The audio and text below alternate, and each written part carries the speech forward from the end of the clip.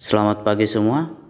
Sekarang kita lanjutkan materi kita mengenai koordinat kartesius pada bab yang kedua.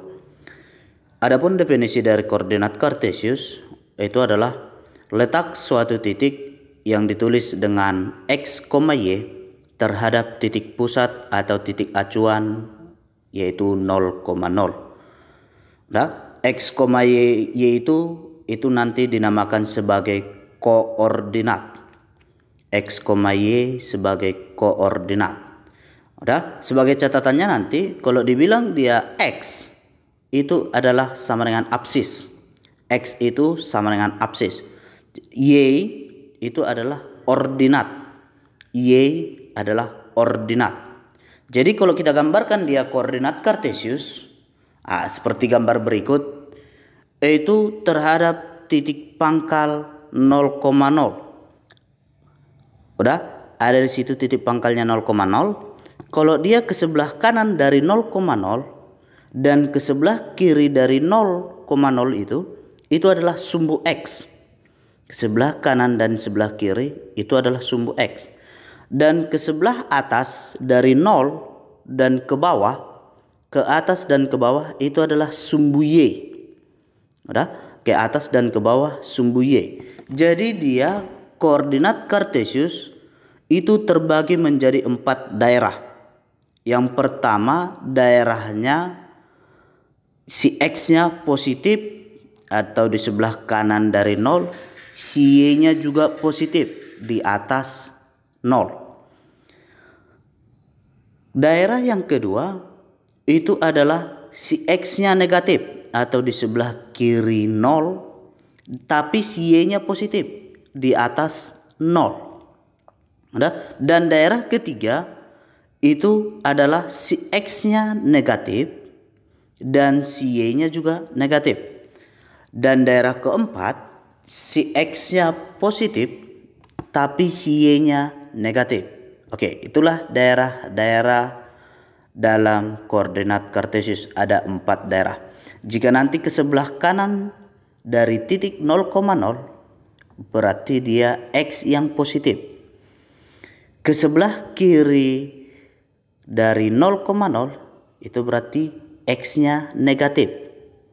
Ke sebelah atas dari 0,0 atau titik pusatnya itu adalah y yang positif. Dan ke sebelah bawah dari 0,0 itu adalah y-nya negatif. Paham di sini ya gambar dari koordinat kartesius? Oke, sebagai contoh soal kita perhatikan berikut. Gambarkanlah titik berikut ke dalam koordinat kartesius. Katanya di situ ada yang pertama titik P 2,5 dan yang kedua ada titik Z minus 1,3.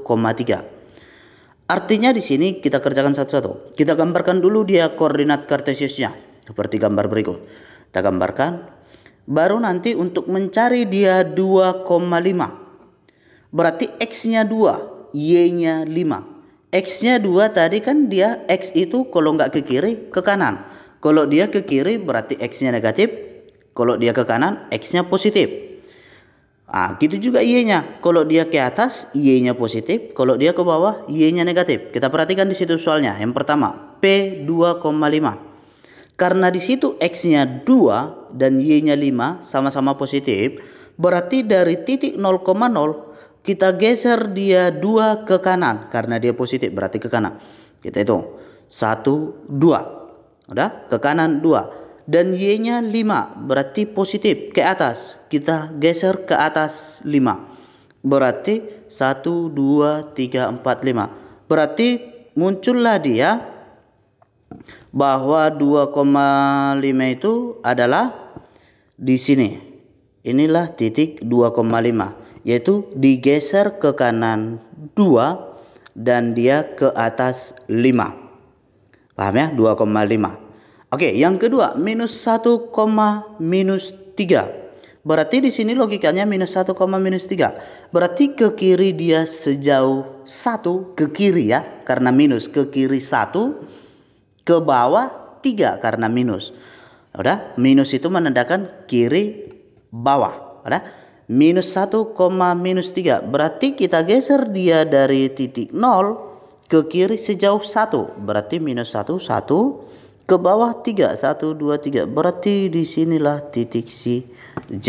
Minus 1, minus 3. Paham kira-kira ya? Menggambarkan titik koordinat pada koordinat kartesius. Oke, selanjutnya kita lanjut mengenai posisi relatif.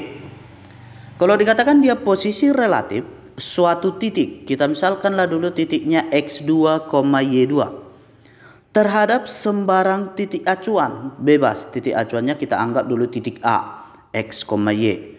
Berarti kalau dibilang dia posisi relatif T terhadap si A, posisi relatif si T terhadap si A, yaitu disimbolkan menjadi TA, itu sama dengan X2 atau titik si X pada si T dikurangkan pada X pada si A. Berarti X2 kurang X1, Y2 kurang Y1. Itulah nanti posisi relatif T terhadap A.